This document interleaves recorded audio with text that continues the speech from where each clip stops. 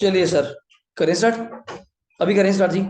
House property में charging section पहले तो क्या था, नाम से क्लियर हो रहा है। जो लोग प्रॉपर्टी किराए पे देते हैं, रेंटल वैल्यू, वो आपकी क्या मानी जाएगी, इनकम साल की, एनुअल। ठीक है।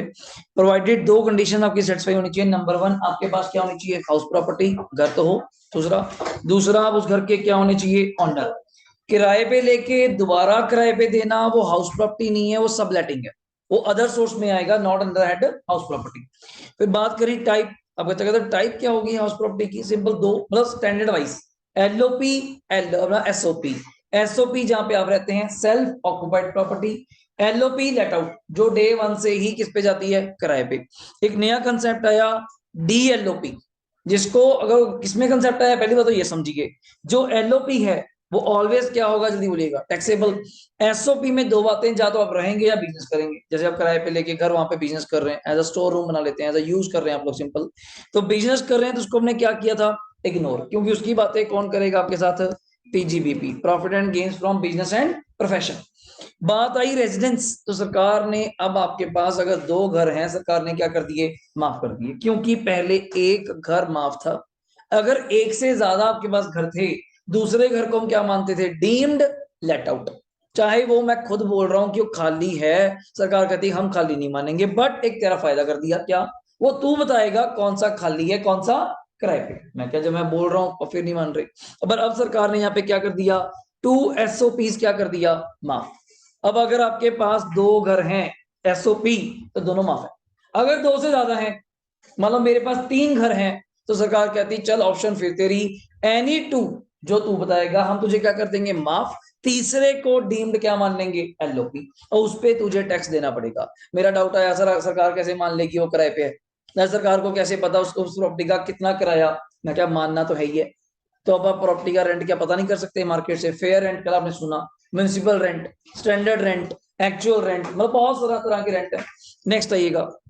तो एलओपी, एसओपी और लास्ट कौन सा था, डीएलओपी। अभी एक अमेंडमेंट आई थी फाइनेंस एक्ट 2019 में, अगर आपको याद हो, किसके लिए आई थी, रियल एस्टेट सेक्टर वालों के लिए। क्या थी, वो बिल्डर है, फ्लैट्स बना रहे हैं, कंडीशन क्या है, उनके पास हाउस प्रॉपर्टी है, हाँ जी। वो ओनर भी है, हाँ जी, वो ओनर भी है। वो 100 फ्लैट बना रहे हैं। अगर सर मान लीजिए उनके फ्लैट ना बिके, आप तो कहेंगे दो घर तेरे माफ हैं, बाकी 98 फ्लैट तेरे डीम्ड क्या मान लेंगे, लेट आउट। तो बहुत दिक्कत की बात है। 98 डीम्ड मानना, सर दिमाग घूम जाएगा। 10-15 हजार महीने का किराया भी हुआ। अगर आपका बात करूं मैं, महीने महीने का 10 लाख रुपए रेंट, साल का करोड़ों में रेंट, और करोड़ों की इनकम के ऊपर टैक्स भी लाखों में हो जाएगा। तो सरकार कहती है एक काम करते हैं आपके लिए, क्या, जिस साल आपके फ्लैट बनके तैयार हो गए, जिसको बोलते हैं कंप्लीशन सर्टिफिकेट, मतलब कोई बंदा तो बताएगा ना घर बन के तैयार हो गया, ऐसे कैसे पता चलेगा, ये तो कि मैंने देखा टाइलें लग गई, लकड़ का काम हो गया, हाँ जी अब तैयार है। नहीं, तो कोई ऑथराइज्ड पर्सन होगा, कोई कंपिटेंट अथॉरिटी, जैसे इंजीनियर ही बोल सकते हैं, सीए तो होगा नहीं वहां पे, तो इंजीनियर इस काम में होते हैं। Architecture is the best example. आज के टाइम पे आप घर बनाते हैं तो पहले एग्जांपल किसकी लेते हैं, आर्किटेक्चर। ये भाई ये बता कि अब क्या करना है, कब तुझे लगता है, आजकल तो वो एक एक चीज तक, आपके घर की ब्रिक सीमेंट तक वो डिसाइड करते हैं कि कौन सा लगेगा, कितनी रेशो लगेगी, कैसा लगेगा, कहाँ लगेगा, मतलब नेक्स्ट लेवल आर्किटेक्चर हो गए। तो उनकी फीस भी वैसी होगी, सिंपल, कि सारी जिम्मेवारी हमारी है। पहले आप सिर्फ उससे क्या लेते थे, एलिवेशन, ये बात तो मेन मेन बता दे, ये छत कैसे बनेगी, बस हम ज्यादा नहीं चाहिए तुझसे। अब तो आर्किटेक्चर एक एक चीज तक डिजाइन कर रहे हैं, आपके घर का इंटीरियर तक डिजाइन कर रहे हैं कि भाई यहाँ ये होगा, लाइट नेचुरल यहाँ से आएगी, ये विंडो यहाँ आएगी। अब अगर मैं तो सोच रहा था ऐसे होगा, नहीं नहीं, हमारे अकॉर्डिंग चलना पड़ेगा। वो अपने अकॉर्डिंग डिजाइन करेंगे, कौन सा सीमेंट लेना है, कौन सी ब्रिक लगेगी। तो ब्रिक भी 3-4 तरह की आने लगी हैं, क्वालिटी आती है ट्रिपल के, ये आपने नाम सुना होगा। जीरकपुर जाते हुए मैंने एक बार नाम पढ़ा, मुझे नहीं पता था फर्स्ट टाइम, तो ट्रिपल के ब्रिक्स। मैं क्या, बंदे का नाम होगा, कोई कुछ और, कुमार कुमूर ऐसा नाम रखा बंदे ने, कोई के नाम रख दिया, के। आजकल ब्रदर एक काम कर रहा है इसमें, कंस्ट्रक्शन में काम कर रहा है, तो उसने कहा ये सबसे महंगी क्वालिटी आ रही है ट्रिपल के। मैं क्या, ये की चीज है, वो कहता ये ब्रिक की क्वालिटी है, कि सबसे हाई क्वालिटी इस टाइम कौन सी आ रही है, ट्रिपल के, मतलब डबल ए, मतलब अलग वराइटीज है, अपने को यही नहीं पता क्यों, वो उनकी लाइन हो गई। तो एक कंपिटेंट अथॉरिटी जिस दिन आपको सीसी देगी, मैंने एग्जांपल ली, जिस दिन सीसी मिलेगा, मेरी एग्जांपल में यहां मुझे दिख रहा है, हमने लास्ट लेक्चर एग्जांपल ली थी 4 अक्टूबर 2022। इस साल के पहले मुस्कान हम कहां तक जाएंगे, एंड तक। एंड तक कब जाएंगे, 31 मार्च 23। इस 23 से कितने साल अगले, 2 साल तक आपके घर की वैल्यू क्या मानेंगे, नील। मतलब मैं आपके ऊपर कोई टैक्स नहीं लगाऊंगा। मतलब कहने का भाव 2 साल के कंस्ट्रक्शन से एंड फाइनेंशियल ईयर से 2 साल के अंदर अंदर इन फ्लैट को बेच के निकल जाइए। और मैंने आपको एग्जांपल दी थी, जो जितने अच्छे बिल्डर्स हैं, आप कंप्लीशन कह रहे हैं सर, वो बोर्ड लगते ही बेच देते हैं। या आज यहाँ पे कमिंग सून पर जब बोर्ड लगता है कमिंग सून, इतने में ही क्या हो जाती है बुकिंग, सर मेरा बुक कर दीजिए, क्योंकि पता है रेट हाइक होने हैं। आज रेट कुछ और निकला है 50 to 60 lakhs, कभी रेट यही जाना है 70 लाख रुपए, अगला पहले ही बुक करा देता है, तो अब बिक जानी चाहिए, बात खत्म। ये पॉइंट है। ओनरशिप कंपुटेशन कैसे थी, थोड़ा ज्यादा हमने रब नहीं किया था, क्या क्या किया हुआ है याद है कुछ, हायर लोअर हायर, तो बोल लीजिएगा हायर किसमें था, म्युनिसिपल और फेयर वैल्यू, सब दिया होगा, सब दिया होगा। हायर सेलेक्ट करना है। मेरे एग्जांपल में 1 लाख और 1,20 में कौन आएगा, 1,20। 1,20 को आपने कंपेयर किया किसके साथ, स्टैंडर्ड। मेरी एग्जांपल में कितना दिया हुआ है, 90। देन कौन सा आ गया, 90। Then standard compare with the actual, then ओ मेरा था 110, तो कौन सा आ गया, एक्चुअल मतलब 110। इसको नाम क्या दिया, GAV, full form gross annual value, minus क्या कह रहा था हमने, म्युनिसिपल टैक्सेस पेड, याद आ रहा होगा, पेड से मैंने कहा था पेड बाय ऑनर, आउटस्टैंडिंग नहीं चलेगा। और इसमें अगले साल के भी चाहे पे कर दीजिए, चाहे पिछले साल के, पेड होने चाहिए। बच्चा कहता है ये क्या चक्कर है, अगले साल के पे कर दो या पिछले साल के इस साल पे कर दो। कारण क्यों, जब आपने पिछले साल के नहीं दिए होंगे तब वो म्युनिसिपल टैक्सेस आपको अलाउड नहीं हुए होंगे, तो आज अगर पे कर रहे हो तो आज उसको क्या हो जाएगा, आपको अलाउड हो जाएगा। नेक्स्ट पॉइंट, फिर आ जाएगा म्युनिसिपल टैक्स माइनस करने के बाद क्या आएगा सर, NAV, याद है कुछ, नेट एनुअल वैल्यू, माइनस दो चीजें करी जाएंगी, स्टैंडर्ड डिडक्शन कितने परसेंट, 30% ऑफ किसका, NAV का फ्लैट। अब बच्चा कहता है ये 30% क्यों दिया गया, water charges, lift charges, parking charges, maintenance charges, आपने कौन सा बहाना छोड़ा था। अब सरकार कहती है, देखो जेन्युइन भी है, आप सरकार को कह रहे हो अगर आप मेरी इनकम गिन रहे हो तो मेरे खर्चे भी गिनो, बनते भी हैं सर, आप मेरी इनकम गिन रहे हो, यहाँ पे खर्चे भी तो गिनो, सबसे बड़ा तो रेंट पार्ट। तो यही एक ऑनर की लड़ाई है। आप मेरी इनकम गिनी जा रहे हो कि ये इतनी इनकम है, इतनी इनकम है, मेरे खर्चे, मेरे खर्चे, मेरे लिफ्ट चार्जेस, मेरी मेंटेनेंस, मेरे पार्किंग, मेरी रिपेयर स्पेयर, सारा कुछ, वाटर की बिल, सीवरेज बिल, मैं क्या सर, तो बड़ी दिक्कत आ जाएगी। ऐसा पूरे हिंदुस्तान में सबके अलग अलग खर्चे हैं, तो एक कॉमन फिगर ले लेते हैं, स्टैंडर्ड। स्टैंडर्ड मतलब सबके लिए कितने परसेंट, 30% आपकी क्या मान ली जाएगी, खर्चे। और लास्ट इंटरेस्ट तो लोन की आज हमने थोड़ा दोबारा डिस्कस करनी थी, क्या बात चल रही थी, आइएगा म्युनिसिपल वैल्यू पढ़ लीजिए, जो वैल्यू किसके रिकॉर्ड के अकॉर्डिंग है, म्युनिसिपैलिटी, पता होना चाहिए, पंचकुला म्युनिसिपैलिटी के अपने रिकॉर्ड्स में वैल्यू चलती है। आज भी जाके आप पता कर सकते हैं म्युनिसिपैलिटी में 2005 में इस सेक्टर की क्या वैल्यू थी, इस सेक्टर की 1 गज की क्या वैल्यू थी, आपको एक एक चीज तक उनके पास रिकॉर्ड पड़ेगा। ठीक हो गया। फेयर रेंट, सिमिलर प्रॉपर्टी का क्या रेंट चल रहा है, टाइम पास नॉर्मल हो गया। स्टैंडर्ड रेंट एज पर रेंट कंट्रोल एक्ट, ये हमें बताया जाएगा, हमें नहीं दिमाग लगाना, इकोनॉमिक्स नहीं पढ़नी हमने कि क्या सिस्टम है, क्या स्पेस एरिया है, पर स्क्वायर फीट कैसे, कईयों ने देखा होगा। और रेंट का रेट लिखा होता है पर स्क्वायर फीट, कि मान लो 500 रुपए पर स्क्वायर फीट, बंदे को समझ नहीं आता, फिर मल्टीप्लाई करते हैं, कितने बाय कितने का शोरूम है जी, 15/16 का शोरूम है, 15/25 का शोरूम है, 15/60, जैसे ये 18/60 है, 18/60 इंटू मल्टीप्लाई करेंगे आप लोग, 1080 प्लस हो गया, इंटू 500, तो कर लीजिए मल्टीप्लाई, वही बात आ गई। कम से कम जाके कितना रेंट बन जाएगा, तो ज्यादा ही बन जाएगा इसका, तो ठीक है ना। तो ये सिस्टम है। तो how can you decide the rent पर स्क्वायर मीटर, गज वाइज कैसे रखना है आपको देखिएगा। एक्चुअल रेंट का मतलब क्या है, जल्दी बोलिएगा, जितना रेंट मिल गया प्लस जो मिलने वाला है, सरकार कहती है ये थोड़ा मतलब है कि एक्रियूड है, नहीं मिलेगा, मिल जाएगा, क्या दिक्कत है, माइनस, हाँ ये आपको अलाउड करा अनरियलाइज्ड, मतलब जो रेंट नहीं आया, देन आप उसको क्या कर सकते हैं, माइनस। सिंपल भाषा में it's a bad debts of rent, simple भाषा में it's a bad debts of rent, पैसे मर गए, सिंपल। अब म्युनिसिपल टैक्स पढ़िए, म्युनिसिपल टैक्स कौन रिकवर करेगा, municipality, local authority, depend on the ग्राम पंचायत, गांव में रहते हैं तो ग्राम पंचायत हो गई। नंबर 2, इसको हाउस टैक्स भी कहते हैं, प्रॉपर्टी टैक्स भी कहते हैं, अपना लोकल टैक्स भी कहते हैं। पेमेंट बेसिस पे अलाउड है, आउटस्टैंडिंग अलाउड नहीं होगा। It is allowed only paid by, बोलेगा ऑनर। और लास्ट अगर परसेंटेज दी हुई, देन ये किसके ऊपर लगाएंगे, common sense, percentage of the municipal value, done sir. आ जाइए इंटरेस्ट ऑन लोन, जल्दी पढ़िएगा। इंटरेस्ट ऑन लोन बताया था, डिडक्शन सबको अलाउड है, बल्कि एसओपी को भी अलाउड है, जबकि एसओपी का कॉलम आपको बताया था क्या रहेगा, खाली, तो उसमें हमेशा क्या आएगा, लॉस, हमेशा इंटरेस्ट आएगा, तो उसकी वजह से क्या आना है, लॉस आना है। तो अगर इंटरेस्ट ना हुआ तो बिल्कुल ब्लैंक है, लॉस की संभावना नहीं, पर बताया था डरने की बात नहीं।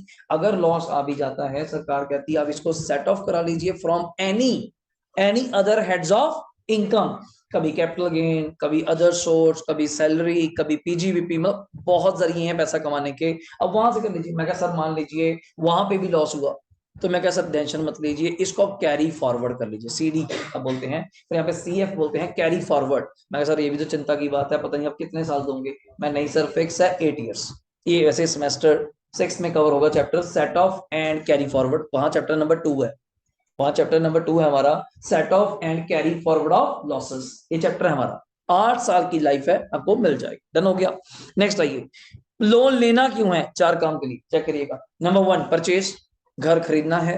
नंबर 2 कंस्ट्रक्ट, बनाना है। नंबर 3 रिपेयर रेनोवेशन भी दे दिया। बच्चे के बाद डाउट आता है सर रिपेयर के लिए भी लोन क्यों ले नहीं सकते क्या आप लोग? 2 लाख 3 लाख का तो रिपेयर भी लाखों में पड़ती है। हाँ तो कहने की बात है कि रिपेयर करवाने जी, रिपेयर ही तो है, मैं जाके देख 10 लाख लग गए, रिपेयर रिपेयर के चक्कर में इतने पैसे लगे, बनाने पे आते फिर तो क्या बात ही। सिंपल, क्यों? हर चीज आज के टाइम पे कॉस्टली है, तो रिपेयर भी महंगी है सर। अगला पॉइंट, लोन का दायरा बड़ा कर दिया बैंक ने। ये नहीं कि सिर्फ लोन लेने बैंक के पास जाओ, किसी के पास, मैं किसी मतलब क्या, बैंक, एफआई। नेक्स्ट वन क्या है? ट्रस्ट, कोई फ्रेंड्स और फैमिली। गलती बताई थी मेरे वाली, वो फ्रेंड वाली, ज्यादा सोच गए, बट वो अलाउड है, क्योंकि हम सोच जाते हैं गलत, क्योंकि तो ज्यादा डीप सोच गए कि प्लानिंग कर लेंगे, सरकार कहती कर लो, अगर हमें क्या दिक्कत है। पर वो बाय चेक होनी चाहिए, कैश नहीं। मैं कहूंगी मैंने निखिल से 5 लाख का लोन लिया, कैश में प्रूफ ही नहीं कर सकता, तो बाय चेक होना चाहिए, हाँ चेक आ जाए। फिर मैंने कहा जी मैंने उसको इंटरेस्ट दिया, how can I prove that? मैं कहा मैंने बाय चेक दिया, चेक कर लीजिए। वो डिफरेंट बात है, हम आपस में एंट्री घुमा लेते हैं। तो मैंने, इसने मुझे बाय चेक 5 लाख दिखाए, मैंने इसको बाय कैश 5 लाख दे दिए। पर पॉइंट ये भी तो है, इसके पास वो कैश यूज आना चाहिए। ये प्लानिंग तभी चलेगी, मैं एग्जांपल कहता हूँ, चोरी तभी होगी सामने वाला पार्टी चोर हो। अगर मैंने आपको कहा कि तू मुझे 5 लाख का चेक दे दे, मैं तुझे 5 लाख कैश दे दूंगा, ये कहता मेरे कैश क्या काम था? अब फिर प्लानिंग खत्म होगी। तो दोनों पार्टी होनी चाहिए। एक जगह चल जाए तो सर कुछ खास बात नहीं, 5 लाख मैंने अभी घर पे काम कराना है, लेबर को देने हैं पैसे, आप लेबर को दे देंगे। कोई घर पे जो पैसा लगाते हैं पर्सनल यूज, और पर्सनल यूज के लिए आप लेबर को कौन सा उसके चेक मांगते होंगे, पैन नंबर मांगते हैं, कैश में उनको पेमेंट देनी है। आज के टाइम पे 800 1000 रुपए उनकी दिहाड़ी हो रखी है, 5-10 बंदों का भी कर लें, दिन दिन का आपका 10-10 हजार रुपए लेबर जा रही है, तो मेरे लिए तो 1 मिनट में यूज हो जाएंगे। बल्कि मुझे कैश दे दो, अच्छी बात है। शादियों में मुझे कैश दे दो, ज्यादा रिक्वायर्ड है बाय चेक के बजाय, क्यों? वो पक्के में आ जाएगी एंट्री। तो वहां अपने को कैश चाहिए उल्टा, बाय चेक नहीं। पर ये एंट्री चलनी चाहिए, ये नहीं कि मैं कहूँ और मान जाए, ये पॉसिबल नहीं। जैसे मैं तो अपने ओनर को कहूंगा कि सर रेंट कैश में ले लिया करो, क्या जरूरत है, आपका भी फायदा और अपना भी फायदा। पर अगर उल्टा सुने, मैं अपनी बुक्स ऑफ अकाउंट्स नहीं बनाता, कारण एज अ प्रोफेशनल मेरी रिटर्न लग जाती है। अगर मैं पी एंड एल बनाऊं, प्रॉफिट एंड लॉस हमने पढ़ा हुआ है, अगर उसमें मैं टू रेंट लिखूंगा 6 लाख, वो मुझे तभी अलाउड है अगर उसकी पेमेंट कैसे होगी, बाय चेक, कैश अलाउड ही नहीं। सिंगल डे में 10,000 से ऊपर कैश अलाउड ही नहीं, तो मुझे बाय चेक पेमेंट देनी पड़ेगी। अगर बाय चेक गई तो पार्टी के नाम पे जाएगी, मेरे ओनर के नाम पे जाएगी। अब उसके अकाउंट में हर महीने सोचो 50-50 हजार रुपए क्या होते हैं, क्रेडिट। तो इतना तो उसको भी प्रूव करना मुश्किल हो जाएगा, भाई ये कौन बंदा है जो तुझे हर महीने पैसा, एक बार हुआ 2 बार हुआ ठीक है, हर महीने, सालों साल, 2-3 साल हो गए, हर महीने तेरे अकाउंट में एक पर्टिकुलर डेट है 7-8 तारीख को, क्या करता है, क्रेडिट। क्यों? चेक से लगा रखे मैंने, ऑलरेडी चेक लगा रखे हैं, 7-8 तारीख को चेक क्या हो जाता है, क्रेडिट। तो ये प्रूव करना उसके लिए भी मुश्किल है, तब उनको जीएसटी नंबर लेना पड़ा। तो हर चीज का क्लॉज है, लोग कहते हैं हम ऐसे बच जाएंगे, हम ऐसे बच जाएंगे। सरकार ने सारे रास्ते देखभाल के ही टैक्स बनाया है। अगर कोई बच जाता है उसको आप कहते हैं लूप होल, ये आज भी चांसेस हैं, यहाँ प्लानिंग हो सकती है, कल को उसके ऊपर क्या आ जाती है, अमेंडमेंट, कि ये वो रास्ता क्या कर दिया सरकार ने, बंद कर दिया। नेक्स्ट आइए, इंटरेस्ट अलाउड है ड्यू बेसिस पे, जल्दी बोलिएगा। ड्यू मतलब क्या था? चाहे आपने पे करा चाहे पे नहीं किया, आउटस्टैंडिंग भी अलाउड है। देखो दायरा कितना बड़ा, सिंपल बात। नेक्स्ट वन, हाँ इंटरेस्ट ऑन इंटरेस्ट अलाउड नहीं है, बिकॉज बताया था पेनल्टी होती है आपकी गलती की वजह से, गलती की सजा का बेनिफिट हाउस प्रॉपर्टी नहीं मिलेगा। ये तो उन्होंने मजा ले लिया, अच्छा आपने इंटरेस्ट पे नहीं करा, उसके ऊपर और इंटरेस्ट लग गया, आपको तो बेनिफिट हो गया, नहीं। इंटरेस्ट के ऊपर इंटरेस्ट अलाउड नहीं है, only interest is the allowed. Okay, तो आ गया पॉइंट। अगर एलओपी डीएलओपी के ऊपर, लेट आउट प्रॉपर्टी के ऊपर आपने लोन लिया हुआ है, उसके ऊपर कोई लिमिट नहीं है, irrespective of amount, 2 lakh 3 lakh 4 lakh, वो इतना अगर मैं बोल रहा हूँ 4 लाख 5 लाख, तो उतना बड़ा लोन भी तो होना चाहिए। अगर आज के टाइम पे 20 लाख का लोन भी आप लेते हैं, मेरी एग्जाम्पल में आ जाइए, होम लोन चल रहा है 8%, 8% होम लोन है। अगर आपको पता हो, पहले लोग प्लानिंग क्या करते थे, पैसे ले लिए घर के लिए, आज भी कहीं ना कहीं तो प्लानिंग हो ही जाती है, अगर मैनेजर मुझे साथ दे दें अपने, आपने 50 लाख रुपए का लोन ले लिया 8% पे, पैसा कहाँ यूज हो रहा है?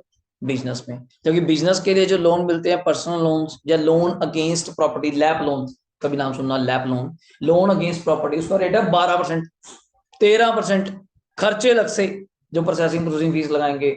और लोग कहते हैं इतना शातिर तो बन सकते हैं, दिखा देते हैं कि घर पे लोन ले लिया।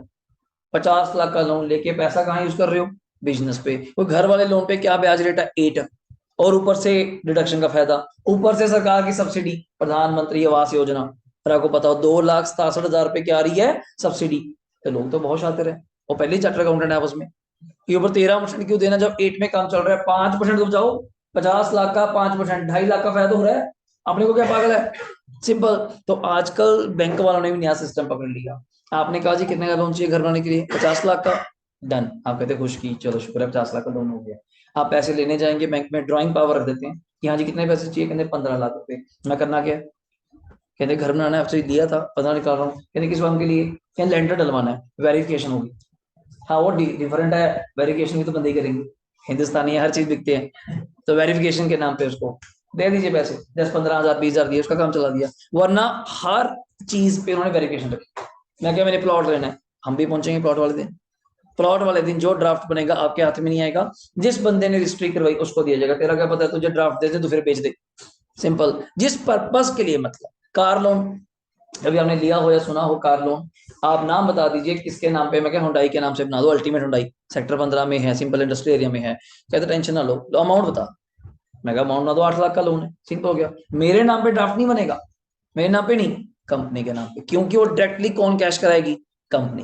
तो उसको तो पता है कि मेरे नाम पे लोन दे दिया, मैंने ले लिया 8 लाख का लोन, शायद मैं कार ही ना लूं, शायद मैं कार ही ना लूं, और कार ले लूं 3 लाख की अल्टो, 8 लाख की लूं ही ना, 5 लाख कहीं और यूज करूं। बिजनेस में घुमा रहे हैं लोग, लोग लोन पे लेके पैसा घुमा रहे हैं।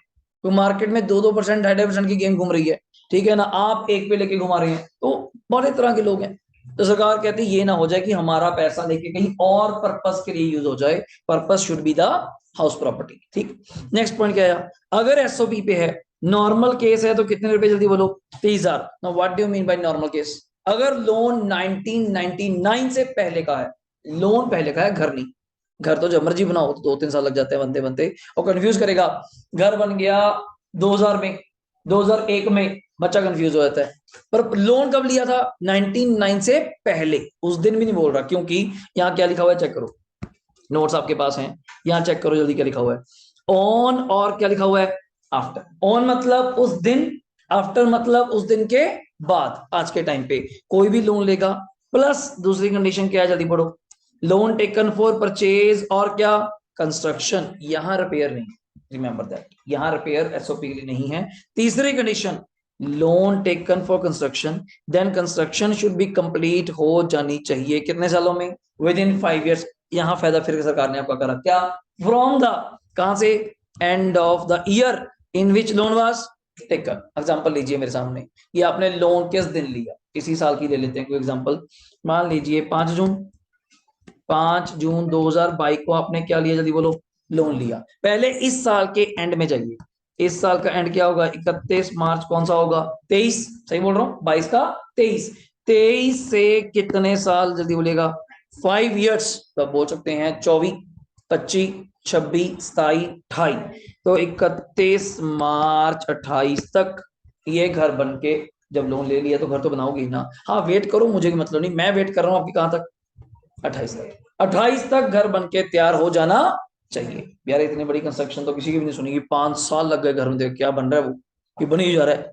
ठीक है ना, कोई होटल माने, कोई इंडस्ट्री माने तो माना कि बहुत बड़ा कुछ बन रहा है, वरना हार्डली 1 year, 2 year या 3। कोरोना वाला का सीन हो जाए तो डिफरेंट है, वरना कभी नहीं मानते। तो 5 साल तो मैक्सिमम सरकार ने बहुत ज्यादा टाइम दिया। और कब से दिया ये भी देखो, जब लोन लिया तब से नहीं, उस लोन वाले ईयर को खत्म करो, उसके अगले कंप्लीट 5 years के, कोई किंतु परंतु नहीं चाहिए अपने को। अगला पढ़िएगा, 6 पॉइंट पढ़िए, बड़ा अच्छा पॉइंट है, यहां से रीड करते हैं, पढ़िए। Any fresh loan is taken for, किसके लिए? रीपेमेंट ऑफ क्या? Earlier loan. इसी एग्जांपल दूंगा, and earlier loan was taken for the purpose of क्या था? House property. Then interest of किसका? Fresh loan should be allowed as क्या? Deduction. पुराना लोन उतारने के लिए नया लोन लिया, जैसे कभी हमने नाम सुना लोन अकाउंट भी शिफ्ट होते हैं, सुना कभी ये चीज? मान लीजिए मेरा, बिल्कुल सही, मेरा एचडीएफसी बैंक में लोन चल रहा है, ठीक है, मुझे पीएनबी से ऑफर आ गई कि सर आपका लोन चल रहा है कोई, मैं हाँ जी चल रहा है। कहते क्या रेट पे? मैं आजकल तो बड़े बढ़ गए यार, 8.05 पे चल रहा है। कहता हमारे पास ले आइए 7.80 पे कर देंगे, 7.80 पे, समझते बात को? 8.05 चल रहा है और 0.25 का इंटरेस्ट का बेनिफिट कर देंगे और कोई प्रोसेसिंग फीस। मैं डन है। तो मैंने क्या करना है, वहां से अपना लोन जितना उधर पे हो गया, वहां से शिफ्ट करा के अंडरटेकिंग किसको देनी है? पीएनबी। इनको बिजनेस मिलेगा, 4-5 साल इनके पास चलाऊंगा तो ब्याज इनकम किसके पास जाएगी? पीएनबी के पास। इनके पास अगर बैंक में जाऊंगा तो और रिलेशन बनेंगे, ये और काम भी कहूंगा, एटीएम कार्ड, डेबिट कार्ड, भाई कितना कुछ, तो ये बिजनेस टेक ओवर है। पर मेरी यहाँ एग्जाम्पल में क्या है, एक लोन उतारने के लिए मुझे एक दूसरा लोन मिल गया मार्केट से। मान लो मेरा 20 लाख का लोन चल रहा है 8% पे, मान लो चल रहा है, मेरे किसी दोस्त मित्र ने मुझे दे दिया, मैं कहा यार पैसे दे दे कोई है तो यार लोन उतार दे, बड़ा ब्याज पड़ता है उसका। कहता चल मैं तेरी हेल्प कर देता हूँ, 5% लूंगा। मैं, बढ़िया, बैंक को मैं 8 क्यों दूंगा, पागल है फिर क्या? मैं उससे 20 लाख लेके किसके दे दिए? बैंक के। लोन फिल हो गया, पूरा काम खत्म। अब इसका जो इंटरेस्ट चल रहा है ये भी मुझे अलाउड होगा, ये नहीं कि दोस्त से लिया है। क्यों? ये किसके लिए लिया था? For repayment of old loan. पर ओल्ड लोन लिया किसके लिए था? हाउस प्रॉपर्टी के लिए। और मकसद दोनों का क्या है? सेम। ये नहीं कि एक लोन पे कर दिया तो इंटरेस्ट बंद हो जाएगा, नहीं। पुराना लोन जो लिया था उसका मोटिव क्या होना चाहिए? House property. देन इसका इंटरेस्ट का डिडक्शन भी आपको मिल जाएगा। नेक्स्ट पॉइंट पढ़िए, 7 क्या दिया हुआ है, पढ़िए जी। इंटरेस्ट पेड कहाँ लिखा हुआ है? वैसे बहुत रेयर बात है, आप इंटरेस्ट फॉरेन पे कर रही है, मतलब आपने किसी दोस्त मित्र की, कनाडा बैठा होगा, ऑस्ट्रेलिया बैठा, आपने लोन ले लिया in dollars, in amount, in rupees उसने दे दिया, तो आपको इंटरेस्ट वहां देना पड़ेगा। कहते shall not be allowed, interest नहीं अलाउड। पर सुन लीजिए क्यों, पहले नहीं भावुक होना, मिल जाएगा, क्यों नहीं मिलेगा? एज डिडक्शन, अगर आपने उस पेमेंट के ऊपर क्या ना काटा? टीडीएस। नाम सुना है? Tax deducted at source. पूरा चैप्टर है हमारे पास अपना 6 एम में, यूनिट 2 में जाके पूरा चैप्टर है इसके ऊपर। टीडीएस एक वर्ड होता है, टीसीएस, कभी सुना हो? आज की बात जरूर सुनेंगे, एग्जांपल देता हूँ। TCS, tax collected at source. कभी गाड़ी लेने जाए कंपनी में, जहां गाड़ी 10 लाख से ऊपर होगी, तो शोरूम वाला एक चीज बोल देगा, आज के बाद आप समझ लेना कि सर 1% टीसीएस लगेगा। आज के बाद कहोगे पंच सर कोई कौन सा टैक्स बोल दिया था, आज का समझो कि हाँ सर ने बताया था। 1% क्या लगेगा? टीसीएस। अगर 10 लाख की कार है तो 1% कितना हुआ? 10,000। वो डिफरेंट चीज है, वो आपको वापस आ जाएगा, बट एक बार आपको पे करना पड़ेगा। कैसे वापस आएगा? वही पैन कार्ड सिस्टम, आप रिटर्न भरेंगे कि मुझसे ऑलरेडी 10,000 टैक्स ले लिया गया, जबकि मेरा टैक्स वो नहीं बनता, तो वो बाद में क्या आएगा? रिफंड। बट एक बार तो आपको देना पड़ेगा। फॉर्च्यूनर वगैरह आप कहते हैं तो पहले बहुत महंगी है। अब वेन्यू गाड़ी सुनिए, वेन्यू, उसकी जो कंपनी की तरफ से बिलिंग आ रही है, बड़ी अजीब सी बिलिंग आ रही है, सुनकर डर जाएंगे, 9,99,999। कभी सुना है? कभी रेट सुने? आजकल कपड़े लेने भी जाते हैं, क्या रेट लिखे होते हैं? 24,99। देखा होगा। अब ना 5,000 नहीं लिखते साले, जहाँ के लिखते हैं, और लेते हैं 5 ही, 1 रुपये वापस नहीं करते। यही है, आप वहां खड़े रहते हो, और कहता है भाई क्यों खड़ा, चला जा, पैसे दे तो दिए, कहता 1 रुपये रह गया। वो चीज है। तो वैसे क्यों रखते हैं? उसका दो कारण है। एक तो आपको लगता है अट्रैक्टिव, एक माइंड से खेलते हैं आपके। आप कहते हैं ये चीज तो 5,000 की है, नहीं नहीं 4,999 की है, 5,000 की नहीं सर, ध्यान रखिएगा। जैसे 99 में हर चीज 100 रुपए की नहीं है। दूसरा कारण आ जाता है सर जीएसटी। दूसरा कारण GST is the reason that, GST में लिखा हुआ है शूज पे 2 तरह के जीएसटी हैं, 5% और 12%। अगर शू 1,000 से कम है तो वो बिलिंग क्या करते हैं? 999, 1,000 से कम हो गया सर। अब जो गाड़ियों का मैं बोल रहा हूँ, गाड़ियों में टीसीएस का पॉइंट क्या है? 10 लाख से गाड़ी की कॉस्ट प्राइस बेसिक, जिसको आप बोलते हैं I think so ex showroom price, बाकी नहीं, इंश्योरेंस इंश्योरेंस वो आपका रह गया, आरसी आप जोड़िए, वो तो हमें पता ही है। 8 लाख की गाड़ी के अंदर भी जोड़ने लग जाए 10 लाख की, तो वो बन जाएगी। तो एक्स शोरूम प्राइस गाड़ी की, वेन्यू की, उन्होंने 6 टाइम 9 क्यों रखा? 9,99,999, 10 लाख से कम हो गई, तो उसके ऊपर कोई भी पर्सन, मैं भी लेने चले जाऊं, चाहे मुझे 13 लाख की पड़ जाए, कोई आरसी भी कराऊंगा, इंश्योरेंस भी कराऊंगा, कुछ कवर कवर कभी डलवाएंगे, जो मर्जी डलवाइए, अलॉय व्हील डलवाइए, कंपनी से जो मर्जी करवाइए, बट गाड़ी बन गई 13 लाख की, टीसीएस नहीं लगेगा, क्योंकि उसकी जो एक्स शोरूम प्राइस है वो 10 लाख से 1 रुपए कम है। 10 लाख से 1 रुपए कम है, तो इतनी बड़ी प्लानिंग करी जाती है इसके पीछे। अब बड़ी गाड़ी भी कर ही नहीं सकते, क्रेटा में क्या करेंगे, पहले ही एक्स शोरूम ही 10 से ऊपर है, तो वहां 1% आपको गाड़ी की प्राइस का, गाड़ी की, इंश्योरेंस का नहीं, गाड़ी की प्राइस का देना पड़ेगा ही पड़ेगा, पता होना चाहिए। बट ऐसे ही पॉइंट है टीडीएस। सरकार कहती है कि अगर आप फॉरन किसी बंदे को पेमेंट करते हैं, हमें कैसे पता उन्हें पेमेंट करी है ना करी, तो हमें, और दूसरी बात दिमाग रहेगा, तो मतलब कहने का मेरा मोटिव क्या था, टीडीएस के पीछे मोटिव क्या, अगर आप समझेंगे। आपका एक दोस्त है श्याम, फॉरन बैठा है, उसने आपको डॉलर्स में लोन दिया, आप उसको इंटरेस्ट पे कर रहे हैं, तो मतलब वो बैठा बैठाया इंडिया से पैसे कमा रहा है। सोचो, उसने आपको लोन दिया, आप उसको इंटरेस्ट दे रहे हैं, आपके लिए इंटरेस्ट खर्चा, उसके लिए इंटरेस्ट इनकम। उसने इनकम कहां से कमाई, तो पढ़ चुके हैं रेजिडेंशियल इनकम कहां से कमाई, इंडिया। इंडिया से कमाई, हमें टैक्स मिला, फिर हमें टैक्स कौन देगा, तो हमने ड्यूटी किसकी लगाई, उसकी छोटे भाई राम की। ये राम भाई साहब अगर आप पेमेंट करेंगे शाम को, हमें कोई दिक्कत नहीं, जी सर के पेमेंट करिए, बट उस पेमेंट के ऊपर टीडीएस काट के। रेट फिक्स है, रेट सरकार ने बता रखे हैं, 1, 2, 5, 10, 20 सब रेट फिक्स है इस पेमेंट बेस पे। कॉन्ट्रैक्टर्स के ऊपर 1%, अलग अलग जगह, किसी पे 10%, किसी पे स्लैब रेट, ये अगले सेमेस्टर में बढ़ाया जाएगा। तो ये टीडीएस का पॉइंट है। अगला पढ़िए 8 पॉइंट क्या है, बड़ा अच्छा पॉइंट है, पढ़िएगा। प्री कंस्ट्रक्शन या एक्विजिशन इंटरेस्ट, नाम समझते कभी, प्री कंस्ट्रक्शन। जो ऊपर इंटरेस्ट की बात हो रही है स्मृति, वो इंटरेस्ट है जिस दिन घर बन के तैयार हो गया। मैं तो ये कहना चाहता हूं, मेरी एग्जांपल में अगर 2 साल लग गए घर बनते बनते, अगर 2 साल लग गए घर बनते बनते, उस टाइम के इंटरेस्ट का क्या करें, मैं कहा सर वो भी मिलेगा, घबराइए नहीं। That interest is called as pre acquisition interest. तो मैं एग्जांपल लूंगा, बड़ी खतरनाक, बड़ी ध्यान सुनना क्या।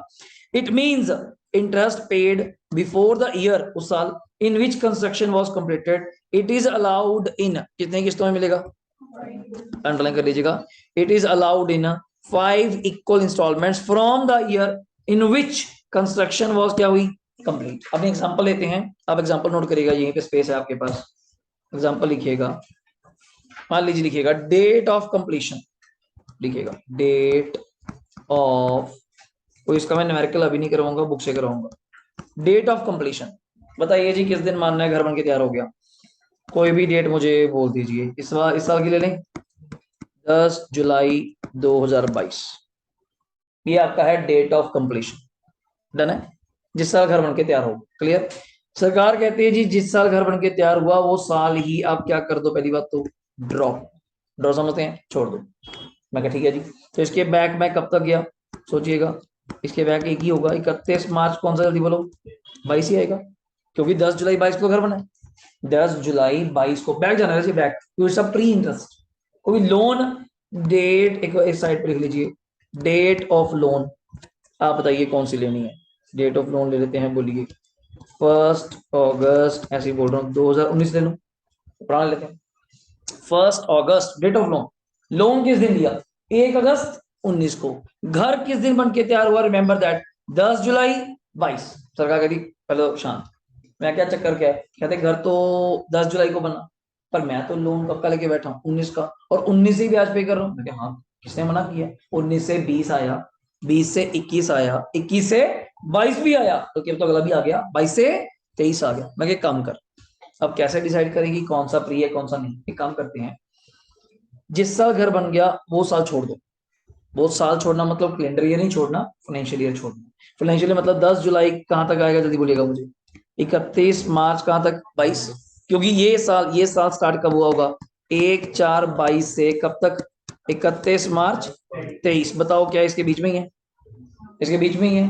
तो 19 से लेके यहां तक अब कितने साल बनेंगे, 19 से 2020, 20 से 2021, 21 से 2022, 22 तक जितना भी ब्याज बना वो आपका रेट है। मान लो रेट ऑफ इंटरेस्ट है 12% पर एनम, अमाउंट थी मान लीजिए 10 लाख, ऐसी एक से फेक एग्जांपल चल रही है, बट टाइम पीरियड बता रहा हूं, what is the time period for pre acquisition. तो इतने महीने, तो पहले जब बताते हैं 1 अगस्त 19 से 31 मार्च 20 तक कितने महीने होंगे, 1 अगस्त से 31 मार्च तक, 1 अगस्त से 8 महीने, 8 मंथ्स। अगस्त से शुरू हो जाइए, अगस्त सितंबर अक्टूबर नवंबर दिसंबर जनवरी फरवरी मार्च, 8 हो गए। इधर तो कितने आ जाएंगे कंप्लीट, 12, इधर भी कितने आ जाएंगे 12, 8 इकट्ठे भी कर सकते हैं, कई बच्चे कर लेते हैं, 8 12 12 24 और 8 32 महीने का इंटरेस्ट जितना बन गया, इररिस्पेक्टिव ऑफ पंगा नहीं लेना कि बीच में आपने कोई लोन पे भी करा। अब मान के चल रहे हैं लोन सारे का सारा क्या है, आउटस्टैंडिंग, अभी घर तो बनने दो, पैसे तो है नहीं, रीपे कैसे करेंगे, तो जितने महीने का यहां तक यहां तक यहां तक जितना भी अमाउंट बनेगा लिख लीजिएगा, टोटल अमाउंट जितना भी बनेगा डिवाइड बाय कितने से 5, उसकी 5 किस्तें कर लीजिए, अगले 5 सालों में आपको पूरा दे देंगे। सिंपल ये पार्ट है। पर दिक्कत क्या आती है बच्चे की, और जब 1 अगस्त से गिनना शुरू करते हैं ना, वो सीधा कहां तक चला जाता है, 10 जुलाई तक, ये गलती है। 10 जुलाई तक नहीं जाना, जिस साल घर बन गया वो साल आप छोड़ दीजिए, उस साल ही छोड़ दीजिए, उस साल के एंड वापस आ जाएंगे 31 मार्च, जो भी होगा डेट को क्या याद रखना, कोई भी डेट हो, वो उस साल ही छोड़ दीजिए। उस साल के बैक तक जितने टाइम बने टोटल इंटरेस्ट निकाल लीजिए, 10 लाख का 12%, 1,20,000, तो 8 महीने का 80, एक बीस एक बीस, जो भी अमाउंट बन गया जैसा बन गया, डिवाइड बाय 5, वो आपको 5 किस्तों में नेक्स्ट प्रीवियस ईयर्स में हर साल एज अ डिडक्शन मिल जाएगा, एज अ डिडक्शन मिल जाएगा। इसमें भी कोई कैप नहीं है, इस पे भी कोई कैप नहीं है, बस कैप लगा दिया पहले ही, क्या 5 किस्तों में मिलेगा। जैसे सरकार अपने एम्प्लॉयज को एरियर देती है, एरियर नाम सुना आपने, कि आपका 1 लाख बकाया है पर इकट्ठा नहीं देंगे, 5 किस्तों में 20-20 हजार करके, जैसे मैंने आपके पैसे देने हो ₹1,00,000, इकट्ठे नहीं दूंगा, 5, और ये 5 किस्तें महीने वाली नहीं है, साल वाली है, हर साल बाद, इधर आप लाइन वाइज सोच रहे हो महीने वाइज आना है, तो साल साल बाद 5 years, 5 next 5 previous years. Okay हो गया। एग्जांपल अभी के लिए पेंडिंग है, इसको छोड़ दीजिए, सीधा ये नया पॉइंट पे, इस पे अनरियलाइज्ड, जल्दी आएगा अनरियलाइज्ड। चलें जी जल्दी, प्रिया करना रेट थोड़ा सा, थोड़ा लाउडली, अनरियलाइज्ड अगले पेज पे दिया हुआ है। एक्चुअली रेंट पीछे पढ़ा था आपने, rent receive plus receivable minus क्या था, अनरियलाइज। अब अनरियलाइज का मतलब क्या, ये भी सुन लीजिए, what do you mean by unrealise, ध्यान सुनना, अब थोड़ा सिंपल हो चलेगा, आपके दिमाग के बटन नहीं, मेन पॉइंट निकल गया, यही पॉइंट लास्ट है, ठीक है पढ़िए।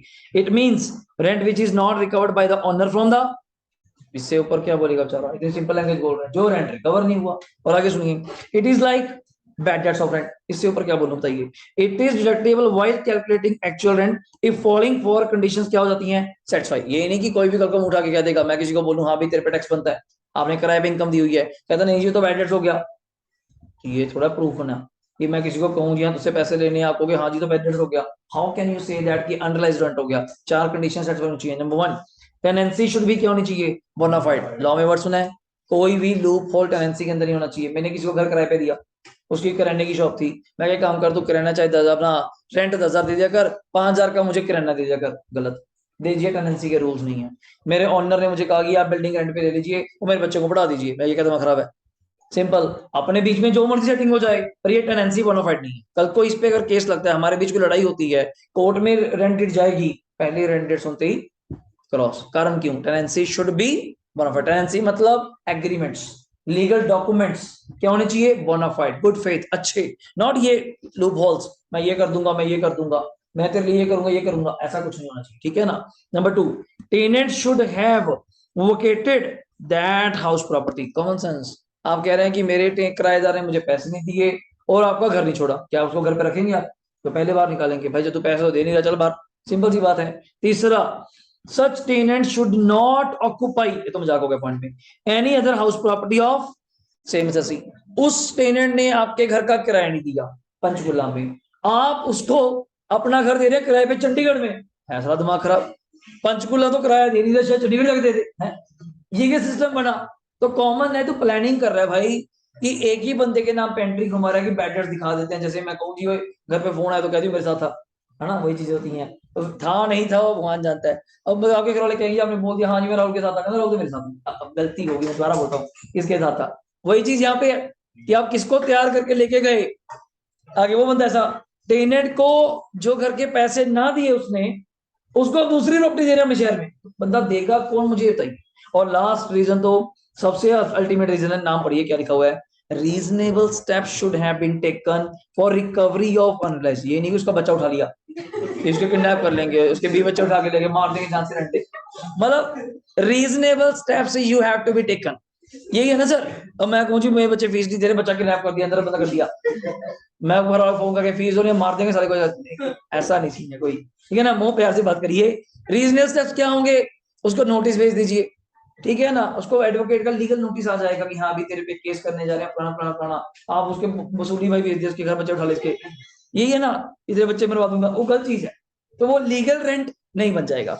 नेक्स्ट आइए, एरियर क्या था, बकाया, इसका कारण नहीं किया होता बकाया का, डिस्प्यूट, क्योंकि कोई लड़ाई झगड़ा चल रहा होगा तभी आप रेंट नहीं दे रहे, जैसे कोरोना में होता, सब ऑनर्स के साथ यही दिक्कत आती है, अगर रेंट क्यों नहीं दे रहा, कारण क्यों, जिन्होंने तो चेक दे भी रखे हैं उन्होंने भी रिक्वेस्ट करी, सर दिक्कत कुछ नहीं है, आप चेक लगाएंगे खाते में पैसे नहीं है, और चेक बाउंस हो जाना है, फिर आप और ही फॉर्मेलिटी में बढ़ जाएंगे, ओके केस डिसऑनर के चक्करों में आ जाएंगे, वकीलों को पैसे देने वाली बात है, आप टेबल पे बैठते हैं, बैठ के निबेड़ लेते हैं, उतनी पेमेंट तो देखो दे नहीं पाऊंगा, सब आपके सामने बंद हुई है बिल्डिंग्स। हाँ, जिनके चल रहे हैं उन्होंने दिए भी हैं, दोनों पार्टियों ने कॉम्प्रोमाइज किया। ऑनर्स ने वैसे ज्यादा किया, देखो अगले के भी तो लोन थे, बैंक ने 1 रुपया भी किसी का वेव नहीं किया। या तो होता कि हाँ बैंक कहे करोड़ रुपए का मेरा ऑनर का लोन चल रहा है, मुझे खुद पता है ये तो, उसके ऊपर 12% ब्याज तो भाई साहब खुद दे रहे हैं, 12 लाख रुपए। उनको 1 रुपया बैंक ने नहीं छोड़ा, अगला हमें फिर भी रेंट छोड़ रहा है, चल सर आप आधा दे दीजिए, 40% दे दीजिए, 30 सेटलमेंट कर लो, पर खाली बिल्कुल जीरो नहीं। और मैं क्या आपा छोड़ के नहीं जाना, कारण ये कि इतना शान से बनाया, अपने शौक से बनाया कि अपा नहीं छोड़ के, अरे तो रेंट बता, जगह छोड़नी नहीं, ये मैं कहूँ जी मैं तो खाली कर देता हूँ। कौन सा ही कोरोना 1 साल चला है अपना, 1 साल से 1.5 साल तक चला है, फिर वफा की फिर बंद कर दो। इंस्टीट्यूट तो पहले बंद करते ही, यहाँ चीज तो बंद कर दो, यही अच्छी चीजें हो रही है यहाँ बंद कर दो बस।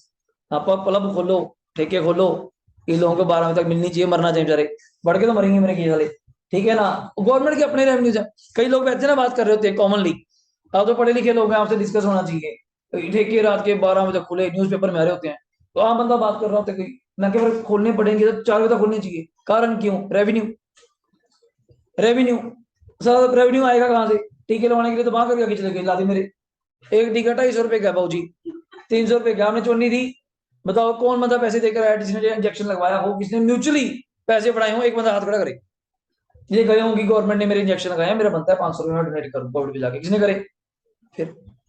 हाँ लड़ाई है कि सरकार ये क्यों कर रही है, वो हिंदुस्तानी है ना, ये पहला काम है हमारा, जहां सही काम हो रहा होगा पहले गलत, ये क्यों कर रहा है लालच इसका, हम किसी को राय देते हैं ना। आजकल ये समाना की राय थी मेरी, समाना के चेहरों की और सोच है, पंचकुला की और सोच है, यहाँ सीधा काम है, जो कोई ना बुलाए बोलो ना, कारण क्यों, किसी को फ्री में राय ना दो, छोटे शहर के फ्री लोग रहते हैं, मैं किसी को कह दूं सीए कर ले, तो कह रहा है खुद पढ़ाते हैं ना, तो कह रहा है अच्छा, मैं कहा, प्रभु, मैं क्या ऐसे कर, जज बन जा, जज बन जा, अब तेरा विस्तार होगा। साले क्या सोचते हैं लोग यार, इसको कह दो तो बेलर है, ये ठीक है, राय तो ये है, लोगों में लोग माइंडसेट देखता हूँ, किसी को अगर मैं हर बंदे को थोड़ा कौन सी बन जा, साला इंटेलिजेंट है तभी तुझे कह रहा हूँ, मगर वो भी 1 साल का इंटेलिजेंट है तू, जिस दिन कॉलेज चला गया तुझे एटमॉस्फेयर मिल जाएगा, माहौल एक्सपोजर मिल जाएगा, फिर तू वापस आएगा नहीं, फिर तो मेरे पास ही नहीं आएगा, सिंपल सी बात है, ये बंदा गलत है, सिंपल सी बात है। जो बंदा इंटेलिजेंट है तभी तुझे कहेंगे, और इंटेलिजेंसी भी एक लेवल तक रहती है, ये थोड़ा कि पैदा इंटेलिजेंट हुए आप लोग, जिस दिन पढ़ना शुरू कर दिया वो इंटेलिजेंट ही है, ये थोड़ा कि हाँ जी इंटेलिजेंट इंटेलिजेंट हम लोग, मगर फिर आईएएस बन जा, तो राय का चक्कर है। अब गवर्नमेंट ने हम सिंपल एग्जाम देते हैं जी, 150 करोड़ लोग हैं, 140 करोड़ लोग हैं, सब पे इंजेक्शन लगाए हैं, अगर 250-250 रुपए भी सबसे लेते, सबको देने पड़ते, हर जगह वैलिड कर देते कि इंजेक्शन होना चाहिए, फलाना होना चाहिए, ये होना चाहिए, कहीं नहीं लगाए होंगे कि अलग अलग अफवाह फैली कि मोदी सरकार इसलिए लगवा रही है कि हमेशा बीमारी ना दे, ये जहर के टीके ना लगवाओ, हमारे शहर तो यही अफवाह फैली थी।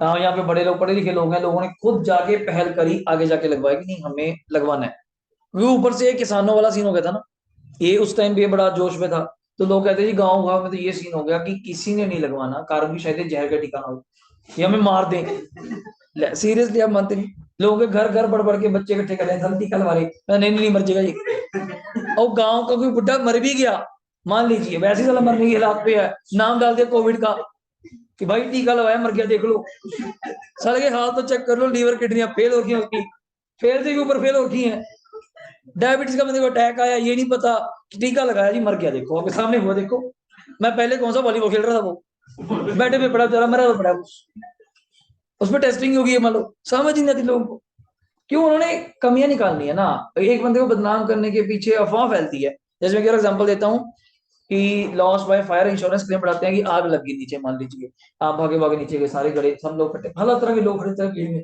अपने जैसा बंदा भीड़ में खड़ा पीछा करके, मैं क्या आग लगी है लगाई है,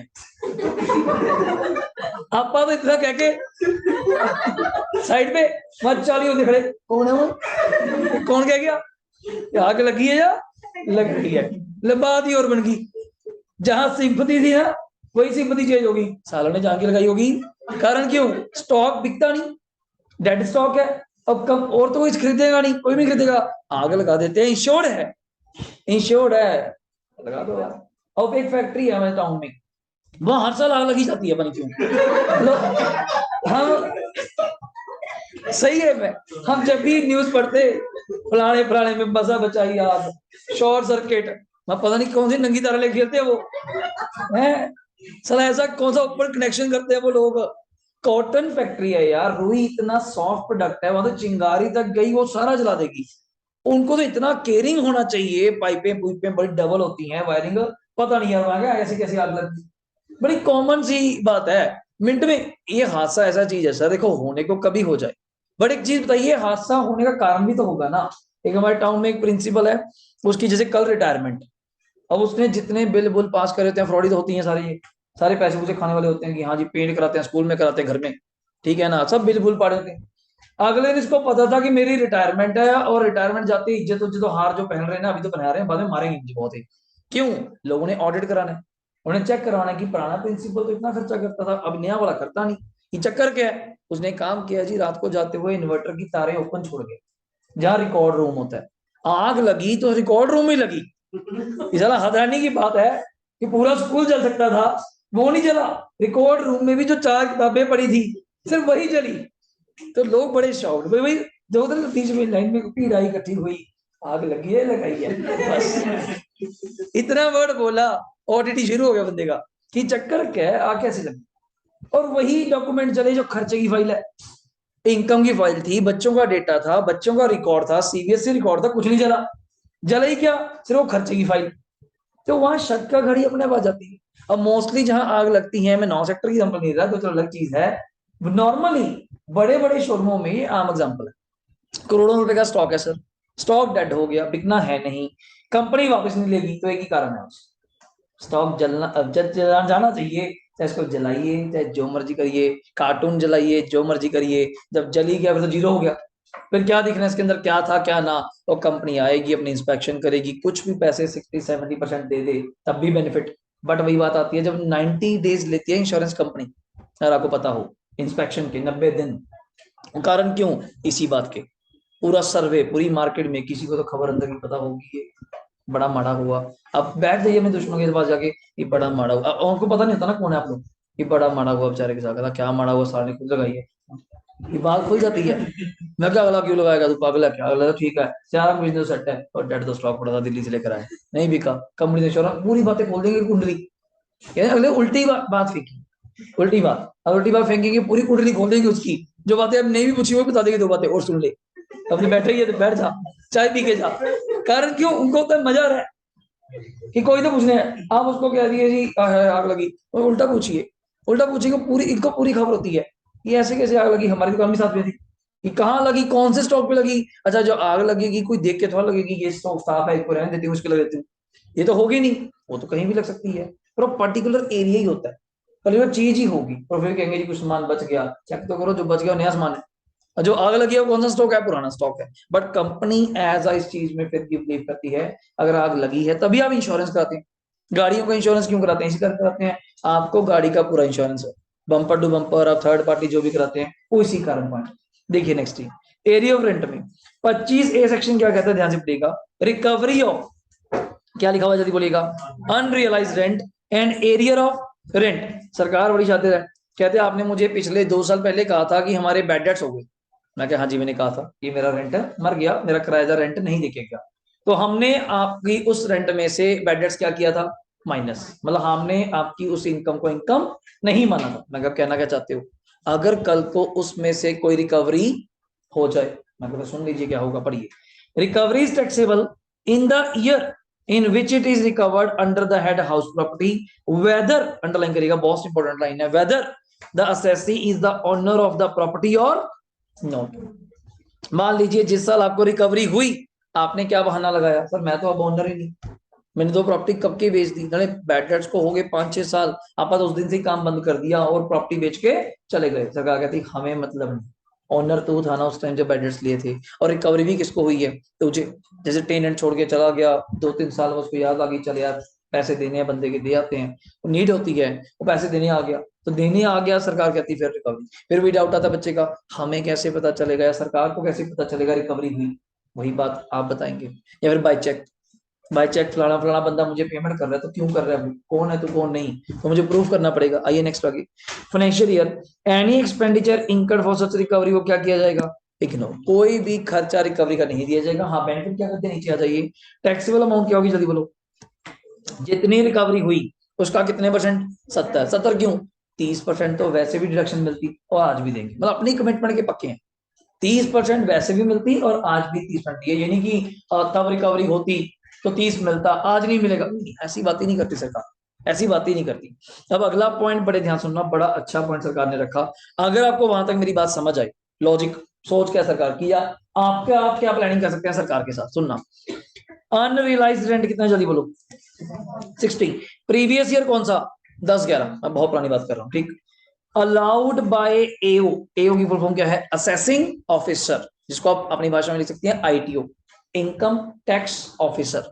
ये आपके हर वार्ड का अलग अलग होता है, पता होना चाहिए आपको। वार्ड सुना है, वार्ड, सेक्टर वाइज नहीं बोल रहा।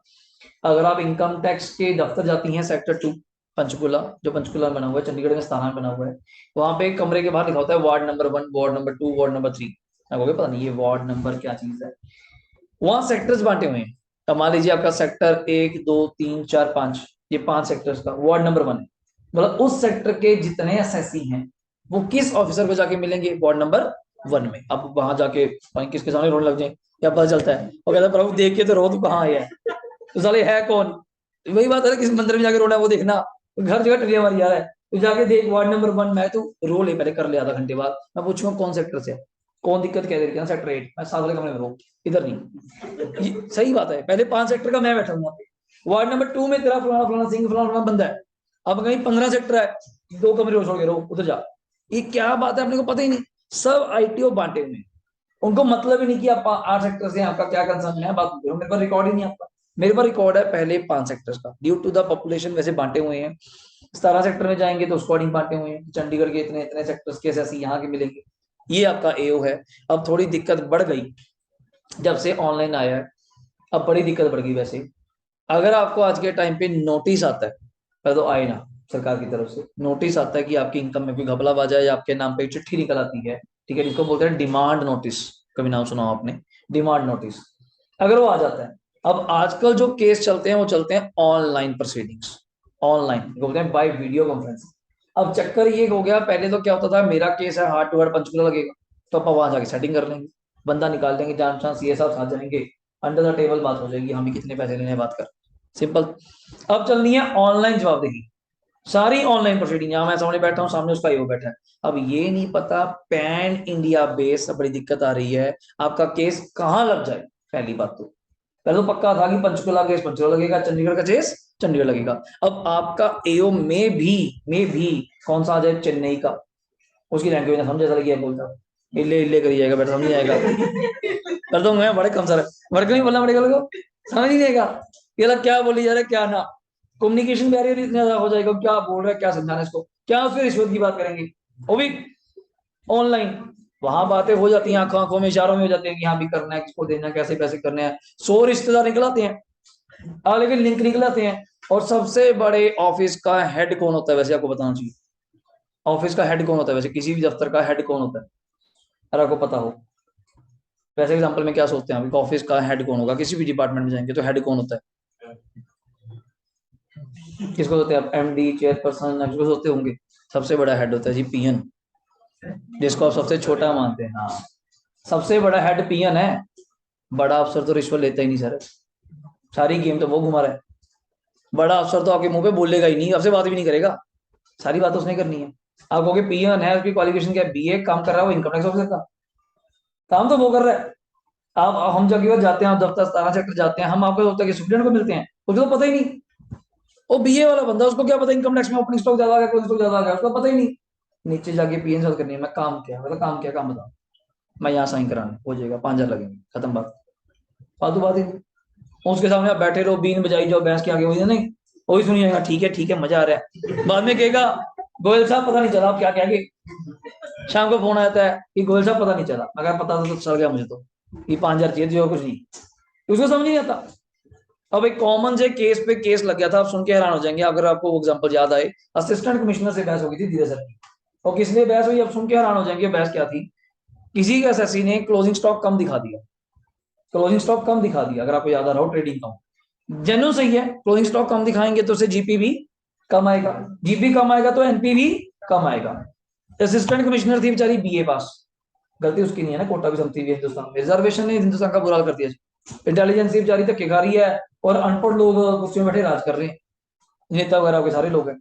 जिद पकड़ खींची, कहती मैं तो नोटिस निकालूंगी सर से। धीरज कहता है मैडम गलती कुछ नहीं है, अगर हम निकाल लेंगी, जेन्युइन बात सुनना, यही क्लोजिंग स्टॉक अगले साल क्या बनेगा, उस साल का प्रॉफिट कम आ जाएगा, नील इफेक्ट हो गया। उसको इतनी बार नहीं समझाई, वो बैठी थी, 2 कप चाय की पी, दिमाग खराब कर दिया, मैंने इसका दिमाग खराब कर दिया। वो कहती नहीं जी ये सब गलती तो गलती है। कहता मैडम गलती तो है, बहुत बड़ी गलती हुई है। अब माने इतनी बड़ी तो सही बात हुई, फिर तो वो भी कर गई, कहता मैम गलती तो है और बहुत बड़ी गलती है, बहुत बड़ी गलती है, अब कर लेंगे, चलो नोटिस निकाल दो बस। वो क्या करे, अनपढ़ है, अनपढ़ लेडी बैठी है, उसको पता नहीं बेचारी को कि बीए वाली है, बीकॉम वाली होती समझा भी देते ट्रेडिंग को बना के, वो तो ट्रेडिंग को बनाऊंगा उसको लगे जीरो काटी खेलने जाता है। अगली ने जो कॉलेज में करा वही करा, अगली डीएवी में क्या करती रही, यही तो करती थी कि जीरो काटी आ जा भाई। मैं कहा मैडम ट्रेडिंग अकाउंट है, उसको लगा कि सर लेने कम नहीं है। मैं कहा आजा, मैं जीरो काटी खेलने आया यहाँ पे, उसको समझ ही नहीं आ रही बात। ये तो ट्रेडिंग अकाउंट की बात कर, क्लोजिंग स्टॉक कम दिखाएगी, अगले साल वही ओपनिंग बनना है, उसको इतनी बात नहीं समझाई, क्यों नहीं आई, बाद में पता चला हिस्ट्री निकलती है ये तो बीए वाली है। अब बीए वाली को क्या पता ट्रेडिंग अकाउंट क्या चीज, चिड़ी का नाम है, वो तो बेचारी हिस्ट्री बढ़ के आई है। हाँ पास क्यों होगी, उसके फादर खुद पहले क्या था, आईएएस था, कोटे में भर्ती हुई, उसके फादर की डेथ होगी, इसको रख दिया, जो कि पूछा भी नहीं इसको आता है कुछ ना जी, बस कुकी मारनी है मार दिया करेगी, चिट्ठी निकालनी है निकाल देगी, कुकी बोलते हैं तो डिजाइन मारने मार देगी, कुकी मारनी है, इसको क्या पता बेचारी को। ऐसे कहते मैडम कुकी मारो खत्म करो, जिद पे अड़गी, ऊपर से फीमेल, फिर तो मैटर ही और हो गया, ऊपर से कुर्सी पे बैठी तो दिमाग खराब है, फिर तो वहां पे प्रणाम और बाहर। मैं कहा मैं एसएससी को क्या कि टेंशन ना ले, 2 टाइम का ज्यादा हो जाएगा, क्यों इस साल इनकम टैक्स ज्यादा देना पड़ेगा, टेंशन ना ले, अगली बार एडजस्ट करा दें।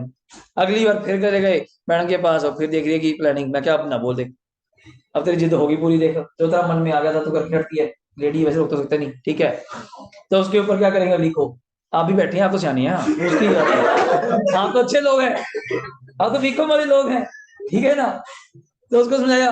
अगली बारी वो समझेगी चक्कर क्या चल रहा था, तो उसके बड़े अफसर आएंगे सामने, ये सबसे बड़ी कमी है अपनी। अब आजकल सीए लोग बड़ी यंग एज में बन जाते हैं, 22-21 में, वो डायरेक्ट पेपर दे रहे हैं आईआरएस के, इंडियन रेवेन्यू सर्विसेज, अगर आपने नाम सुना हो, आप आईएएस ज्यादा सुनते हैं, इंडियन एडमिनिस्ट्रेशन सर्विसेज, जो टीसीएस वगैरह पेपर वगैरह बोलते हैं, एसएसपी वगैरह बोलते हैं, हम लोग आते हैं इस लाइन में, तो लोग आईआरएस बहुत बनते हैं। इंडियन रेवेन्यू सर्विसेज, वहां पे डायरेक्ट पोस्टिंग है सीए की, अगर वो आईआरएस क्लियर कर लेता है, हर सब पेपर होते हैं वही, प्री मेंस अपना इंटरव्यू, वो भी लग गया, बट ठीक है ना, मेहनत तो है ही है, 2-3 साल लग जाते हैं लोगों को, 4-4 साल लग जाते हैं ट्राई, पर वो ट्राई कर रहे हैं, अच्छी चीज है, मेहनत है। बट अगर वो सीधे ही क्या भर्ती हो रहे हैं, असिस्टेंट कमिश्नर, सीधे ही ज्वाइंट कमिश्नर, वो लेवल ही बहुत हाई लेकर, वो ये आईटीओ ईटीओ एओ लेवल से तो बहुत अप हो गए, बट वहां बंदा कम से कम वो तो बैठे जिसको नॉलेज है। पुलिस लाइन में बैठाइए बंदा हिस्ट्री वाला, क्रिमिनल वाला, क्राइम वाला, की क्या होता है, लोगों की सोच क्या होती है, यहाँ बीकॉम वाले डाल दिए। अब बीकॉम वाले को क्या पता चोर चोरी कैसे करता है, बीए वाला सोचे, ये बीए वाले का दिमाग ओपन है, तो जहाँ चलता है जहाँ एक्टिव है, उनको सोचिए, नॉन मेडिकल वाला बांट दिया, पता ही नहीं आजकल हो गया है। और जब से ये सरकार ने सिस्टम बनाया, एजुकेशन पॉलिसी नहीं बनाई है कि हर सब्जेक्ट पढ़ा सकता है बच्चा अपनी मर्जी का, मतलब वो कहीं जगह ना रहे, सरकार ये कहना चाहती है। हम मान रहे हैं सरकार की मोटिव क्या है, कि सारे लोग अनपढ़ रहें, कारण अनपढ़ रहेंगे तो नौकरियां नहीं मांगेंगे, सिंपल, इनको सालों को कुछ भी पढ़ा दो। अब कॉमर्स वाले बच्चे को कहते हैं फिजिक्स भी पढ़ सकते हैं, मतलब वो अकाउंट्स भी ना कर पाए, फिजिक्स भी ना कर पाए, हद होगी, सारे से अकाउंट तो होती नहीं, फिजिक्स करा दो उसको, हद होगी यार, नई चीज है। मतलब जो पोस्ट पर नहीं जाएगा कौन सी भरेगा, उसको यही नहीं पता। अच्छा ये कह शाम को 6 से 7 में डॉक्टर का काम भी करता हूँ, सुबह सुबह आया अकाउंट की टैली भी करता हूँ, हद होगी मेरा लिए यार, दिमाग ही पागल। सरकार नेक्स्ट स्टेप पे हो रही है, ये नहीं सोच रही मोटिव क्या था हमारा, क्या चीज चल रही है। अब हर टाइम पे अक्सर स्कूलों में हम लोग देखते हैं ट्रेंड आ गया जी, फेल किसी को नहीं करना है, सीबीएसई की साफ साफ शब्दों में गाइडलाइन है कि फेल तो करना ही नहीं, मतलब डिक्शनरी से वर्ड हटा दो फेल, कल को नहीं ऑक्सफोर्ड डिक्शनरी आएगी, फेल वर्ड का मीनिंग ही नहीं है, ये फेल तो है नहीं, एक्सेप्ट अगर आप कसम खा के गए हैं कि मैं खाली शीट देके आऊंगा मुझे पास करो, एक्सेप्ट तब हो सकता है, वरना कोई फेल नहीं करना। क्यों, उनका ट्रेंड है कि एम्प्लॉयड भी दिखाने हैं, एजुकेटेड भी दिखाने हैं, क्या +2 कर गए, बीकॉम कर गए, एमकॉम कर गए, एमबीए कर गए, पर नौकरियां किसी के पास नहीं है। नौकरियां होंगी भी क्यों, हर बंदा तो एमबीए कर दिया, हर बंदा तो आपका बीकॉम कर दिया, हर बंदा तो एमकॉम कर दिया, सिलेबस आप देख रहे हैं डिट्टो सेम सीए का सिलेबस है, बताइए क्या फर्क है, बस एक माइंड सेट है पढ़ते हुए, ये बीकॉम का है और वो सीए का है, वही लॉ है, और डिफरेंस बस यही क्रिएट कर दिया और कोई क्रिएशन नहीं। वो क्या करें, दिक्कत है। अब यही उनका दिक्कत थी, जो बैठे हैं वहां पोस्टों पे, ऐसा कौन है बीए या कोई और ही स्ट्रीम के, पता ही नहीं बेचारों। और वो डिपार्टमेंट कौन सा दे, चलो डिपार्टमेंट दे दो, कोई और दे दो, इनकम टैक्स। उनको समझ तो है हमारी बात, हम वहां जाके बैठ ही जाते, बोली जा रहे हैं उनके जाके, उनको पता ही नहीं। फिर यही करना पड़ता है, जैसे ऐसी को समझाना पड़ता है, भाई तू तो समझ जा, वो तो चलो समझ गई, ये नोटिस आएगा प्यार पूर्वक चला जाए चिट्ठी लेके, और क्या, पैसे दे दियो, अगली बार रिफंड आ जाएगा, वो तो करना ही पड़ेगा। बट अगले को समझ क्यों नहीं आया, उसका कारण तब पता, हम बत्था मारी है ना 2 दिन से, जवाब बना बना के भेज रहे हैं, रिप्लाई बना बना के भेज रहे हैं, ऑनलाइन रिप्लाई जा रही है, हम समझ नहीं पा रहे, समझ क्यों नहीं रही कि बात छोटी सी, कोई गलती हो, बहुत टीडीएस नहीं काटा, गलती मानते हैं, खर्चा ज्यादा डाल दिया गलती मानते हैं, कैश में खर्चा डाल दिया गलती मानते हैं, वो लॉ में गलती। हाउस प्रॉपर्टी में कोई इंटरेस्ट ज्यादा ले लिया, कोई इंटरेस्ट सर्टिफिकेट मिलता है बैंक से, अगर आपको पता हो, अगर मैंने कह दिया ना कि मैंने इंटरेस्ट पे करा है बैंक को 1 लाख रुपए, ऐसे थोड़ा मैंने कह दिया, नहीं, तो मुझे अपने बैंक से जाके क्या लेना पड़ेगा, इंटरेस्ट सर्टिफिकेट, वो मुझे एक प्रिंट निकाल के देगा मेरे नाम पे, मेरे लोन नंबर पे, पूरी सारी सिस्टम अप टू डेट, 1/4/21 से लेके 31 मार्च 22 तक, सर जी आपका इंटरेस्ट सर्टिफिकेट, उसकी फोटो कॉपी साथ में लगेगी, जेन्युइन प्रूफ है। पर यहाँ उसको कैसे प्रूफ देंगी, ओपनिंग स्टॉक क्लोजिंग स्टॉक क्या होगा, या लॉस बाय फायर में उनको बड़ी दिक्कत आती है कि ये जान के स्टॉक जलाया करा गया है, तो उसमें प्लानिंग करिए, इंश्योरेंस लें। अब आपको पता है कंपनी कभी पूरा क्लेम तो देती नहीं, कंपनी लगाती है एवरेज क्लॉज, अगर आपने पढ़ा होगा या पढ़ाया भी था, वो एवरेज क्लॉज का चक्कर होना ही होना है, गुड्स जले 1 लाख के, क्लेम मिलना है 60,000 का, 40,000 आपने कहा बुक करना है प्रॉफिट एंड लॉस में, टू लॉस बाय फायर के नाम से, वहां दिक्कत नहीं है। अब यहाँ प्लानिंग सुनना, प्लानिंग क्या थी, अलाउड बाय एओ, एओ कहता है मैं मानता हूं जी आपके कितने पैसे मरे, जल्दी बोलना, 35,000, आप कितने बोल रहे थे 60, और फर्क सुनना, आपके एओ ने कितने पैसे डिसअलाउड कर दिए, बच्चे कहता मैं नहीं मानता। अब इसमें कोई बहस नहीं है, इसमें कोई बहस नहीं है, सही कह रहे हैं इस टॉपिक, ऐसे हम चलता है, हम कहते हैं जी बैड डेट्स हो गए, इसको ये पीजीबीपी में आएगा, सेम लॉ सेम ये कंसेप्ट कहाँ आएगा, पीजीबीपी में। मैंने कहा सर बैड डेट्स हो गए 60,000, ये वो कहता नहीं 35 हुए। मैं कहा सर कोई मानो प्रूफ है, कहते क्या प्रूफ है, प्रूफ तो है नहीं, हाँ जी टेनेट था पैसे नहीं दे रहा, सिंपल बात है। अगली बार क्या हुआ, मजेदार सुनना, अब उसने मेरी बात नहीं सुनी, अब अपनी बारी आ गई, रिकवरी हुई इस साल, कितनी रिकवरी हुई जल्दी बोलो, 52। सरकार कहती टैक्स, मैं हाँ बिल्कुल टैक्स बनता है, कोई दिक्कत नहीं, पर मैं कहूंगा जी इस 52 में से 25,000 रिकवरी तो वो थी जो आपने क्या माना था बैड डेट्स हुए, तो बाकी कितने बचे मुझे जल्दी बताओ, 25 माइनस करने के बाद 27, इस 27 का कितने परसेंट लेंगे जल्दी बोलो, 70%, तो कितना टैक्स बनता है 18,900, टैक्स भी नहीं बनता, इनकम बनती है। सरकार कहती है 25 क्यों माइनस कर रहा है, मैं क्या आपके अकॉर्डिंग तो 25 मरे नहीं थे, अगर मरे नहीं थे तो जिंदा कैसे हुए, आप किसी को पूछते हो, किसी को पूछते हो तू जिंदा हुए, ऐसे पूछते हो, कोई दोस्त मित्र मिलता है कि तू जिंदा है, पूछते हैं, मतलब वो तो मैं मरा कब था, ऐसे बोलता वो तो होगा ना, फिर मरा कब था, अगर मरेगा तभी बोलेंगे जिंदा, अगर जिंदा ही है पहले से पूछेंगे तू क्या हो गया। तो सेम यहाँ पे सरकार ने कहा कि कितने बैलेंस मांग रहा है 60, कहते 35 देंगे, मैं कोई चक्कर नहीं, अब आपकी बारी है, आपने 25 कर दी, कल को जब रिकवरी हुई, अब सरकार कहती तू कैसे कह सकते हैं रिकवरी उसमें से है जो 25 नहीं थे, मैं आप बताइए आपने कैसे कहा था कि 25 नहीं मरे, अब दोनों के पास रीजन नहीं है, ना उसके पास कोई रीजन है ना कोई मेरे पास। और यही पॉइंट पीजीबीपी में किस पॉइंट पे आता है, आपने प्लस 1 में सुना हुआ है, पीडीडी सुना है, प्रोविजन फॉर डाउटफुल डेट, वो भी तो डेट ही है, वो भी इसी है, इसी कारण का पंगा है, किस बात का, आपने कह दिया इतने पैसे मरेंगे, सरकार कहती मैं नहीं मानती, वो लड़ाई कॉन्ट्राडिक्ट, मैं कोई बात नहीं, ना मानो, कल को रिकवरी होगी तो मैं फिर कहूंगा आपके अकॉर्डिंग तो पैसे मरे ही नहीं, आपके अकॉर्डिंग जब वो पैसे मरे ही नहीं तो रिकवर कहां से हुए, तो बताओ मुझे, तो रिकवर बनते ही नहीं। तो 52 में मैं कहना चाहता हूँ 25 रिकवरी तो वो है जो मैं कह रहा था कि मर गए, पर आपने नहीं माने, तो तब नहीं खर्चा माना तो आज इनकम भी नहीं मानेंगे, देखो बराबर चलेंगे, ये नहीं कि आपकी बारी आई तो कुछ भी करेंगे, तो अगर आपने खर्चा नहीं माना तो आज इनकम भी नहीं मानेंगे। पर वो एक लड़ाई पड़ गया कि तुझे कैसे पता है 25 वो वाले हैं, अगर आपको कैसे पता है 25 वो वाले नहीं है, अरे इस पे आ जाओ, आपको कैसे पता है 25 वो वाले नहीं है, प्रूफ कर दो, फिर मैं प्रूफ कर दूंगा, आ जाओ। अब वो प्रूफ कर ही नहीं सकता कि 25 वो वाले नहीं, कि मैंने 60 में से 25 वो वाले बैटर्स दिए थे, आप प्रूफ ही नहीं कर सकते, आपने कौन सा मुझे रिटर्न कुछ दिया था, ऐसा कुछ भी नहीं हमारे बीच में। नेक्स्ट पढ़ाइए, अनरियलाइज्ड रेंट कितना जल्दी बोलिएगा, 50,000, डिसअलाउड अर्लियर बाय एओ, एओ ने कितना डिसअलाउड किया जल्दी बोलो, 22, कल को रिकवरी कितनी हुई 45, आप पहला चीज क्या कहेंगी 45 में से 22 तो याद आ गया, वही है जो आपने डिसअलाउड किया था, तो आज रिकवरी कितनी हुई 23, 23 का कितने परसेंट 70%, कितनी इनकम मानेंगे 16,100।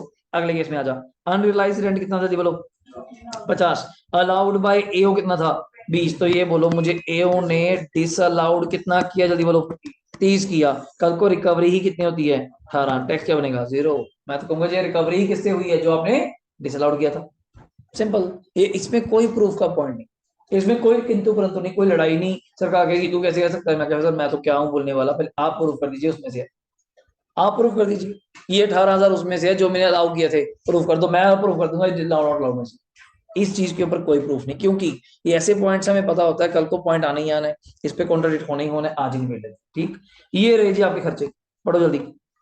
क्या नाम है, repair, society, parking, insurance, electricity, water, lift, जो भी आप देते हैं not allowed because 30% standard deduction envies allowed. सरकार कहते हैं इन सब पे क्या कर दीजिए क्रॉस, कोई खर्चा नहीं मिलेगा। इसकी जगह मैंने तुझे क्या दे दिया 30% क्या दे दिया एनएवी डिडक्शन।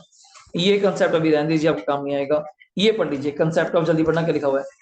कोई अपन नेक्स्ट क्लास सैटरडे इसके ऊपर क्वेश्चन स्टार्ट कर देने, डायरेक्ट क्वेश्चन स्टार्ट होंगे इसके ऊपर। ठीक है, पढ़िए कंसेप्ट ऑफ क्या लिखा हुआ है, पार्टली लेट आउट प्रॉपर्टी।